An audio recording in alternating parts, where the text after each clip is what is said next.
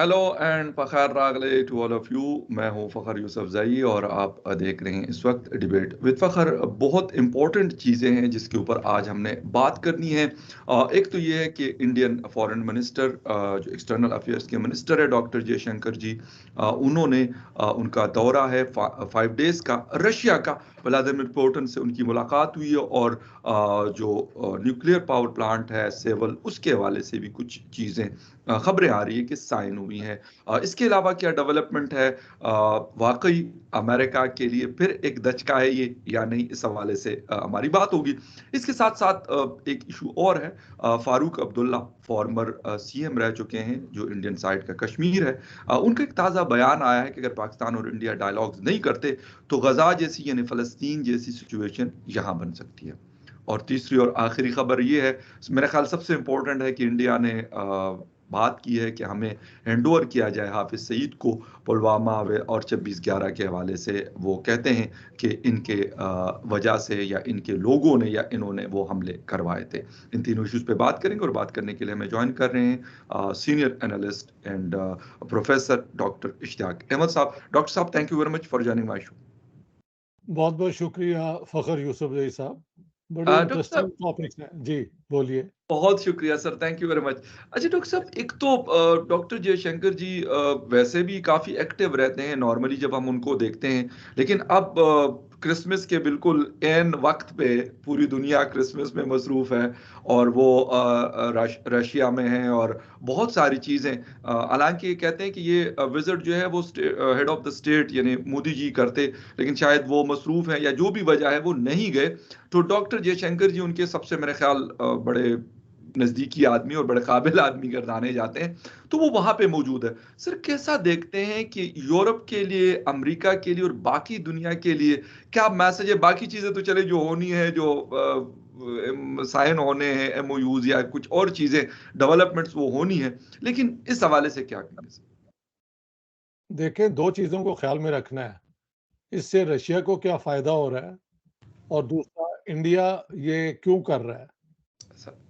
देखिए, रशिया के लिए एक तो उन्होंने कहा है कि हम डायलॉग के लिए तैयार हैं। इस सिविल वॉर को, ये जो वहाँ पे शुरू हुई हुई है, सिविल वॉर नहीं कहना चाहिए, जो हमला हुआ था यूक्रेन पे, तो उसको रिज़ॉल्व करने के लिए। हम्म। तो इंडिया उनके लिए एक काबिल एतबार पार्टनर है जिससे बात की जा सकती है, हम्म। क्योंकि जब इंडिया पे मुसीबत आई, सोवियत यूनियन जो अब रशिया है वो हमेशा उनकी मदद के लिए आया। तो ये इंडियन फॉरेन पॉलिसी की एक वो स्ट्रेंथ है कि वो अपने दोस्तों को भूलते नहीं और उनके साथ खड़े रहते हैं। ठीक है? ठीक है, ये आप कह सकते हैं कि थोड़ा-सा फ़र्क पड़ा है मिडल ईस्ट में, ये गाज़ा के ऊपर और ये और वो भी उन्होंने मिनिस्ट्री ऑफ एक्सटर्नल अफेयर्स ने करेक्ट कर दिया कि अभी तक हम a viable Palestinian state alongside Israel के हक में हैं। तो बात इक्वल हो गई, ठीक है?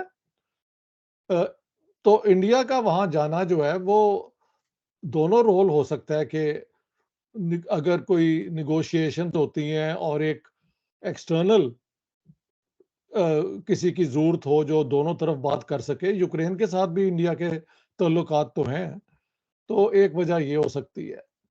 और जैसे आपने बताया कि एक न्यूक्लियर प्लांट पे अब कोई एग्रीमेंट हो सेवल गई, न्यूक्लियर डील की बात हो रही है सर। 7 की। सेवल सेवल न्यूक्लियर न्यूक्लियर। हाँ, तो ये बहुत बड़ी एक वो क्या कहते हैं प्रोजेक्ट है। तो उसके लिए भी वो र रशिया के बाद गए हैं, अमेरिका के पास नहीं गए, ये बड़ा इंटरेस्टिंग डेवलपमेंट है। या हाँ जी, तो इसको अभी एक इस तरह ही देखते हैं। मैंने तो ये भी पढ़ा था कि मोदी साहब भी जाने वाले हैं या राइट। हाँ, कि इसके बाद वो भी जाएँगे रशिया। हो सकता है मैंने गलत पढ़ी हो, लेकिन मुझे ये भी लगा कि after Jaishankar, prime minister Modi is going to visit Russia. But whether he does or not, foreign minister का जाना ही जो है ना बड़ा एक नोटेबल फैक्टर है। यानी Russian Indian relations are stable. They have been put to the test of time, and both have stood by एक दूसरे की मदद ही कहना चाहिए उन्होंने की है।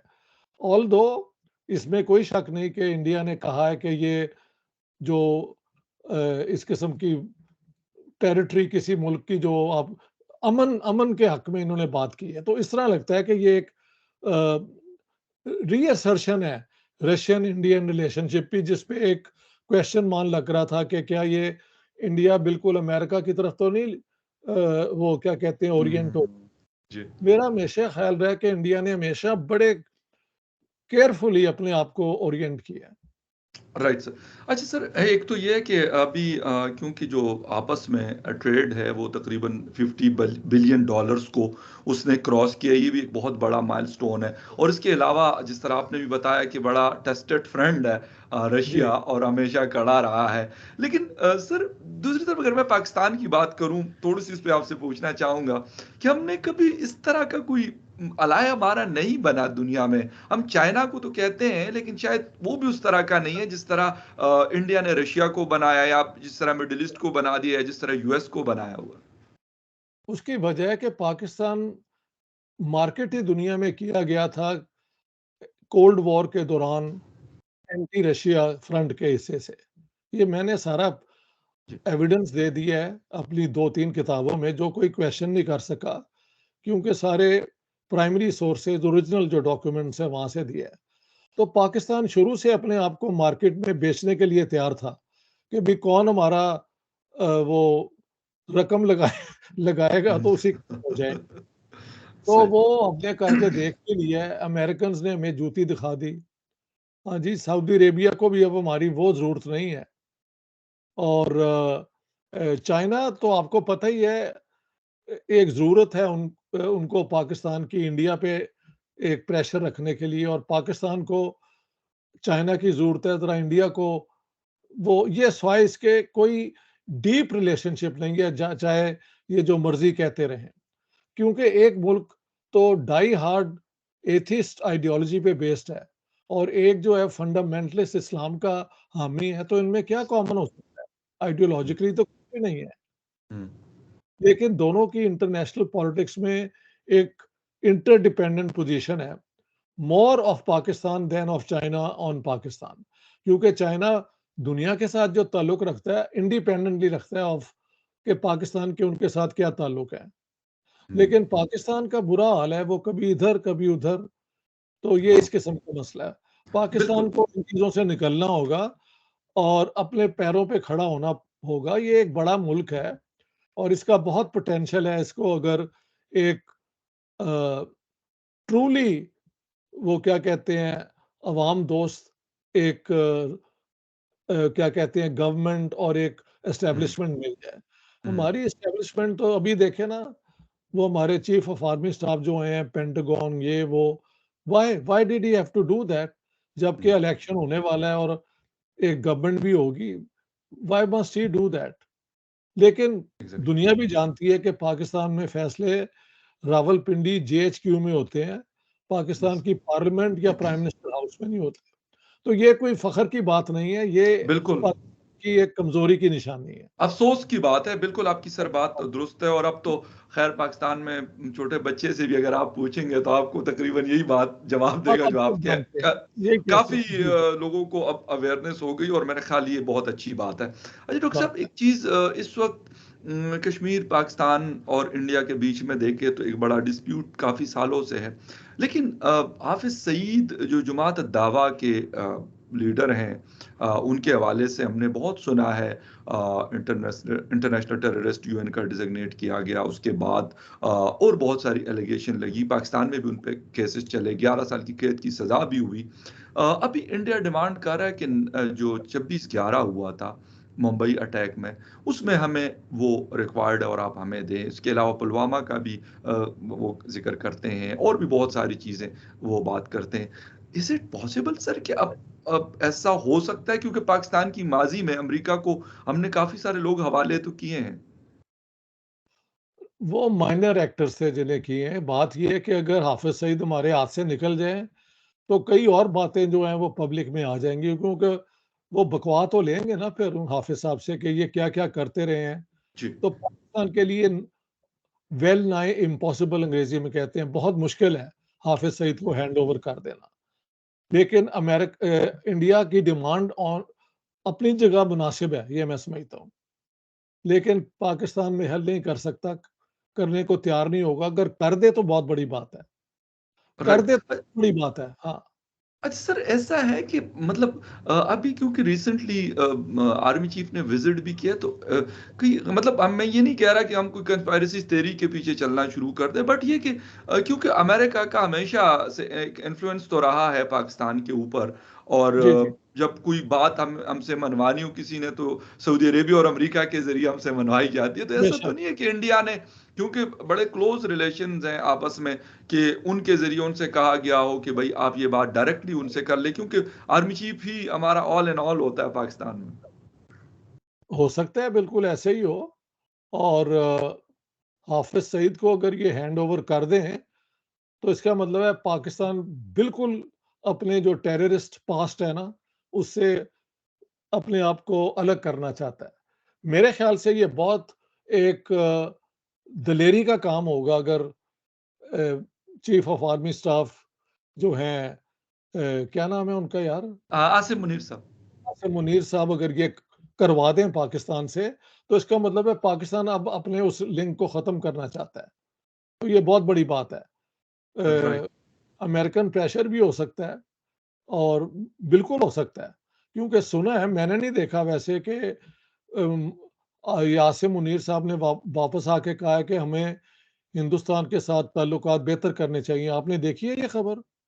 इस तरह की तो कोई मतलब नहीं है, लेकिन कोई वो अगेंस्ट भी कोई स्टेटमेंट नहीं दे रहे हैं ऐसी कोई के चलो अच्छी जिसके बात हवाले है। से वो कि वो बात है, कहें कि जी जी। वो कमी पूरी कर दी है काकड़ साहब ने। हाँ हाँ, बिल्कुल। वो सो अगर आसिम मुनीर ने नहीं कहा, तो हमारे प्राइम मिनिस्टर ने कह दिया, सर जिसकी उनकी लगता है ड्यूटी लगाई गई है सर। मतलब इट्स अ स्टैंडिंग जोक। एक दूसरे की ना कुछ स्टैंडिंग है ना कुछ है, वो जो भी चाहे मुंह में आके कह देता है। पता नहीं तो 100 जंगें लड़ेंगे। बताओ हालांकि एक हाँ, जंग लड़ना सर, 3 जंगें हम 4 लड़ चुके हैं, और क्या अब हाल हुआ है सबको ये पता है। वही है कि घोड़ों पे और ऊँटों पे ये जंग के मॉडल के ज़हन में है, इससे आगे बढ़े ही नहीं इनकी सोच। सर अब ऊंट और घोड़े भी बहुत महंगे हैं और अवेलेबल भी नहीं होते। पागल, एनीवे सर। जी so जी। no need to make such frivolous statements. These are frivolous statements. हाँ जी। Right right. अच्छा सर, अगर मतलब हम बात करें, क्योंकि पास्ट में अनफॉर्चुनेटली ये रहा कि इस तरह हाफिज सईद हो गए, मसूद अजहर, मौलाना मसूद अजहर हो गए, इस तरह वो और बहुत सारे लोग ऐसे हैं कि हमने बड़ा एज एसेट रखा हुआ है। लेकिन आपको लगता नहीं सर कि अब ऐसा लग रहा है कि वो कोई हमारे ऊपर बर्डन, मतलब मेरा और आपकी बात नहीं कर रहा, नहीं, ओवरऑल बहुत बड़ा कंट्री। लायबिलिटी है, बहुत बड़ा बर्डन है। जी जी जिस जी। दिन पाकिस्तान इनसे आज़ाद हो जाएगा, पाकिस्तान वाक़ई एक नया अपना दौर शुरू करेगा। ये जी जैश-ए मोहम्मद ने जो वो एक इंडियन जहाज़ किया था हाईजैक, नेपाल से फिर ले आए थे कंदहार और ये और जी जी वो, जी जी जी। मौलाना उसके मसूद अंदर अजहर जो को छुड़ाने के लिए सर। अ, उसके लिए जो इन्होंने हरकतें की, जहाज़ के अंदर एक नया शादीशुदा जोड़ा था, उनको मार दिया और लोगों को मार दिया, तो इनका ज़ालिम होना तो दुनिया के सामने है। तो मैं तो कहता हूँ उसे जैश-ए मोहम्मद के भी बंदे को दिया जाए, ताकि he they should be put on trial. लेकिन प्रॉब्लम ये है कि क्या ये लोग इंडिपेंडेंटली कर रहे थे, या एक्चुअली हम्म, उनके रूट्स जो हैं वो पाकिस्तान की एस्टेब्लिशमेंट से लग जाते हैं।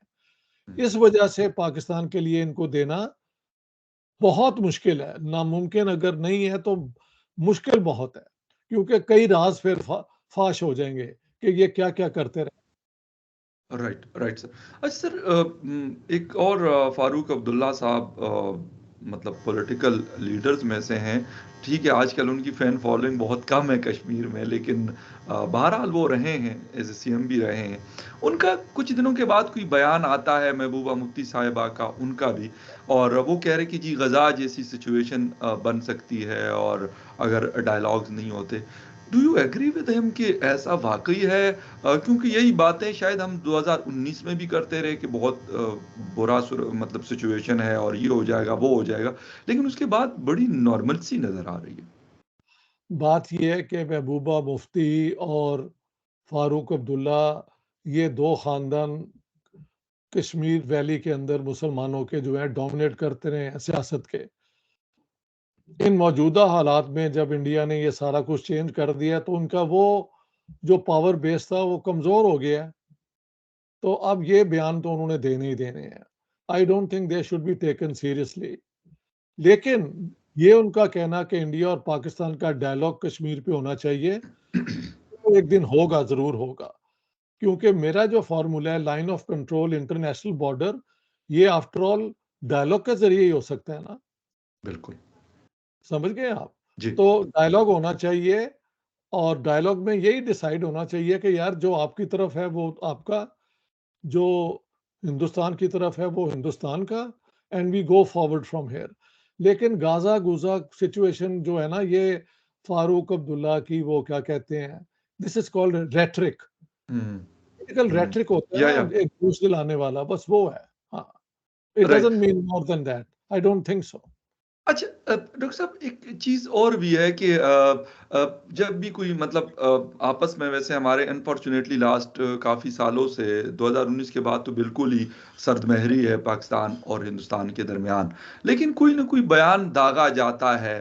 बट कश्मीर के ऊपर ऐसा लग रहा है कि पाकिस्तान में थोड़ी सी अब खामोशी है। बयानात तो आ जाते हैं, कुछ अरसे के बाद एक आध बयान कोई प्राइम मिनिस्टर दाग देता है, कभी कोई और दाग देता है, लेकिन ओवरऑल जो एक जिसे कहते हैं कि गर्मा गर्मी रहती थी यूनाइटेड नेशन में, ओआईसी में, इधर उधर, सिर्फ वो कम नहीं हुई। आपको लग नहीं रहा कि 2019 के बाद उसमें काफी कमी नजर आ रही है? नहीं, अभी सितंबर के अंदर तो ये ड्रामा फिर दोबारा हुआ था जब ये इन्होंने कश्मीर का कहा और आप डॉजियर ये काकड़ साहब तैयार करवा रहे थे, तो कैसे कमी हुई है? जी वो क्या बना उस डॉजियर का कि सर, यही तो मैं, वो तो बस हवाई किस्म के डोजियर होते हैं शायद के मतलब बयान में आ जाते हैं, आगे कोई पता आता कोई नहीं होता। तो फिर ऐसे ही है ना, पाकिस्तान का पता नहीं लगता कि बयान क्या है और अमल जी। क्या है। तो कुछ नहीं कहा जा सकता।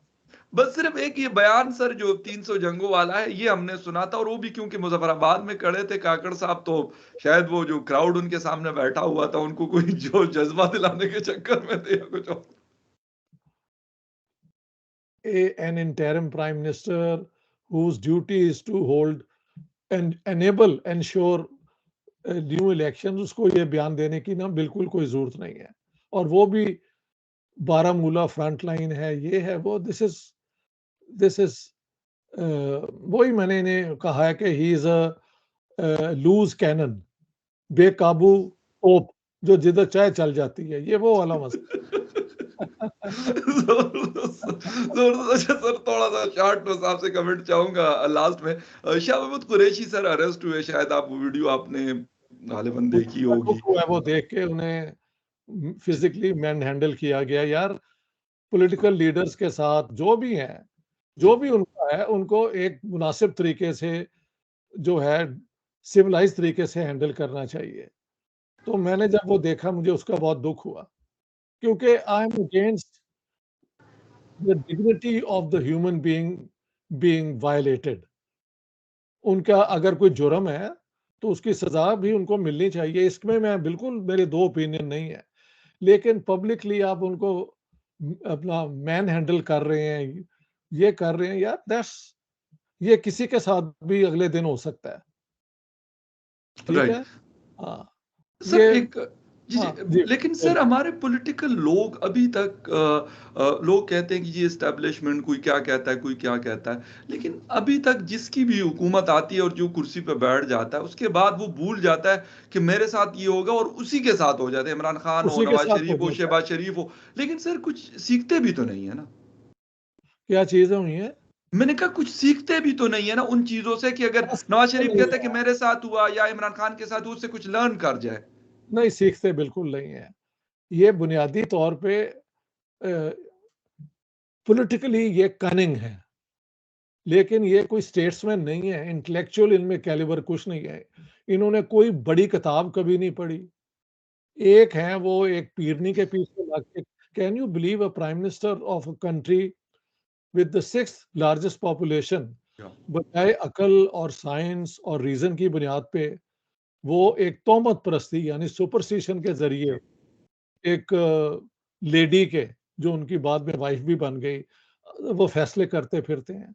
For me more than an embarrassment. ये तो हमारे पाकिस्तानी ज़ेन की वो क्या कहते हैं अ, एक बैकवर्डनेस की निशानी है। और मियां Nawaz Sharif is well known कि वो तो ज्यादा ना किताबें पढ़ते हैं ना कुछ जानते हैं, वो सिर्फ तोड़ के बातें हैं। Shehbaz Sharif is apparently the more clever of the two brothers, लेकिन ये as prime minister he was a failure, कुछ भी नहीं करके दिखाया। तो इन सारों की कैपेबिलिटी है ये एक शहर में एक प्रोविंस के लेवल तक, पूरे मुल्क का स्टेट्समैन बनना इन तीनों के बस में नहीं है। और जरदारी और पीपल्स पार्टी का तो आप जानते ही हैं। मेरी अपनी एक अंडरस्टैंडिंग है कि बिलावल इज एमिंग के जीएचक्यू अब उन्हें दावत दे किसी तरीके से। वो कैसे होगा, होगा या नहीं होगा, आई डोंट नो, लेकिन उधर की पीपल्स पार्टी की सारी सियासत यूं चल रही है। बट बिल्कुल सर। अभी उन्होंने एक मैनिफेस्टो जो दी है वो तो मुझे बड़ा इंटरेस्टिंग लगा है। जी वो पुरानी पीपल्स पार्टी के हवाले से ही था। वेदर इट इज सीरियस और नॉट आई डोंट नो। तो बिल्कुल सर। कई, हाँ जी, हाँ जी। जी, जी, बिल्कुल। लेकिन अफ़सोस कि हर कोई उस छतरी के नीचे आना चाहता है जो पिंडी के वही, वही, हाथ में ये होती है। प्रॉब्लम है, ये ये प्रॉब्लम, बहुत बड़ा मसला है ये प्रॉब्लम। अनफॉर्चुनेटली। और अगर उस छतरी से निकल के उनको बिल्कुल अपना काम करने दें। ये नहीं है, हम हमेशा ये बात करते हैं आपको कि वो भी बताऊँ, हमारे मुल्क का इदारा है, लेकिन उनको कहें कि सर आप अपना कर लें और हम जो पॉलिटिकल बिल्कुल काम सही, है वो हमारे बिल्कुल हैं, सही। वो अगर हम मैंने सँभाल लेते हमेशा हैं तो। कहा है कि जी। पाकिस्तान को एक क्रेडिबल डिटरेंट की ज़रूरत है, ताकि इस पे कोई हमला ना करे।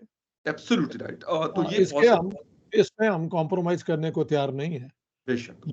बिल्कुल सर। और ये यही मेरे सारा ख्याल। चीज़, जी, इन सारी चीज़ों को तभी मुमकिन है ना कि अगर उसके लिए आप अपनी तैयारी रखें। अगर आप सियासत में भी आ गए, इकोनॉमी में आ गए, तो मेरी गैरिसन स्टेट किताब तो है ही है कि बिल्कुल सर। देखें और कि जी, जी। जी, जी, एग्ज़ैक्टली यही है मसला कि अगर थोड़ा-सा जिसे कहते हैं कि ज़हन का इस्तेमाल किया जाए और सोचा जाए थोड़ा-सा खुले ज़हन के साथ, तो ये चीज़ें बिल्कुल मुमकिन हैं और ये हो सकती हैं हो और सकता हम इस मसलों से निकल भी सकते हैं। लेकिन उसके लिए आउट ऑफ द बॉक्स सोचने की सख्त ज़रूरत है। डॉक्टर साहब, थैंक यू वेरी मच। आपके टाइम का बहुत शुक्रिया कि आपने शो जॉइन किया। And viewers, thank you very much for watching debate with Fakhar Yousafzai. किसी और डिबेट में आपसे फिर मिलेंगे, तब तक के लिए टेक केयर एंड बाय।